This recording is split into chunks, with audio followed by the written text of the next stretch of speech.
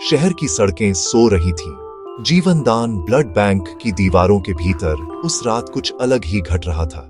यहाँ खून की हर बूंद किसी की सांसों की डोर थी, लेकिन आज यही जगह मौत का गवाह बनने वाली थी। ब्लड बैंक में सिर्फ रोहित था, एक ईमानदार लैब टेक्नीशियन जो अपनी ड्यूटी में मग्न था। उसे नहीं पता था कि कोई उसकी हरकतों पर नजर रखे हुए है, कोई जो अंधेरे में छिपा था और उसका इरादा खतरनाक था। मशीनों की धीमी आवाज के बीच अचानक दरवाजा खुला। रोहित ने सिर उठाया, पर कुछ नहीं दिखा।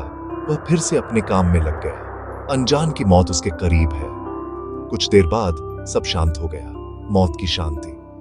रोहित अब अपनी कुर्सी पर नहीं था, वह जमीन पर पड्डी ढा था, आंखें खुली, सांसें थमी हुई। ब्लड बैंक की ठंडी दीवारें अब एक भयानक राज की गवाह थीं, एक ऐसा राज जो सुबह पूरे शहर को हिला देगा। उस रात जीवनदान ब्लड बैंक एक खूनी रहस्य में बदल गया। किस्मत ने एक नई कहानी लिख दी थी, एक ऐसी चीख जो सन्नाटे को चीरने वाली थी। सुबह की पहली किरण के साथ ब्लड बैंक में हड़कंप मच गया। रोहित का बेजान शरीर फर्श पर था, पास में सिरिंज पड़ी थी। पहली नजर में मामला ड्रग्स ओवरडोज का लग रहा था। पुलिस आई, शुरुआती जांच हुई, सबूत ओवरडोज की ओर इशारा कर रहे थे। सिरिंज, बिना चोट के निशान। रोहित के परिवार को खबर दी गई। वे टूट चुके थे, उन्हें यकीन नहीं था कि रोहित ऐसा कर सकता है। मैनेजर वर्मा ने पुलिस को बताया कि रोहित परेशान रहता था, जिससे पुलिस का शक और पक्का हो गया। केस बंद होने की कगार पर था।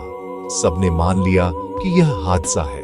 किसी को अंदाजा नहीं था कि इस सीधी कहानी के पीछे एक गहरा राज छिपा है। सच अभी भी उन दीवारों के पीछे दफन था और उसे बाहर लाने के लिए किसी खास की जरूरत थी। केस इंस्पेक्टर शेखर के पास आया, एक ऐसा ऑफिसर जो सतह से आगे देखता था। फाइल पढ़ते ही उसे शक हुआ, सब कुछ इतना सीधा कैसे हो सकता है। शेखर ने क्राइम सीन का दौरा किया। उसकी नजरें हर कोने में जवाब ढूंढ रही थी, खासकर ब्लड स्टोरेज फ्रीज पर। उसने रोहित के परिवार से बात की। वे बोले, रोहित खुश था, नशे से दूर था, उसकी जल्द शादी होने वाली थी। शेखर को यकीन हो गया, यह हादसा नहीं, कत्ल है, बहुत चालाकी से रचा गया कत्ल। शेखर ने केस फिर से खोलने का आदेश दिया। टीम हैरान थी, पर शेखर की नजरें कभी गलत नहीं होती। अब मिशन था सच सामने लाना, कातिल को ढूंढना। शेखर की जांच एक नई दिशा में बढ़ चुकी थी। शेखर ने स्टाफ से पूछताछ शुरू की। सब वही कहानी दोहरा रहे थे, लेकिन कुछ के चेहरे पर डर था। अकेले में पूछने पर रोहित का करीबी दोस्त टूटा। उसने बताया, रोहित परेशान था, लेकिन वजह पर्सनल नहीं थी। रोहित को शक था कि कुछ ब्लड यूनिट्स नकली हैं। वह सबूत इकट्ठा कर रहा था। नकली ब्लड यूनिट्स का मतलब था लोगों की जान से खिलवाड़, एक बड़ा रैकेट। शेखर का शक अब सीधे मैनेजर वर्मा पर था। इतना बड़ा घोटाला बिना उसकी जानकारी के मुमकिन नहीं। शेखर ने वर्मा पर नजर रखने को कहा। हर हरकत, हर कॉल पर नजर थी। अब यह सिर्फ कत्ल नहीं, एक बड़े नेटवर्क का पर्दाफाश था। शेखर फिर ब्लड बैंक पहुंचा। इस बार फोकस सिर्फ फ्रीज पर था।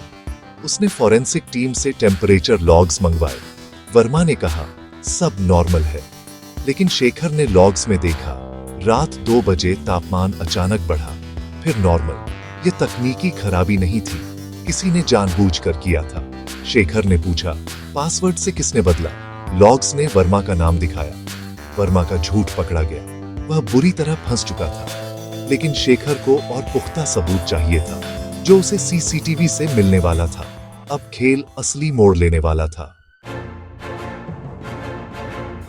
शेखर ने सीसीटीवी फुटेज जब्त की।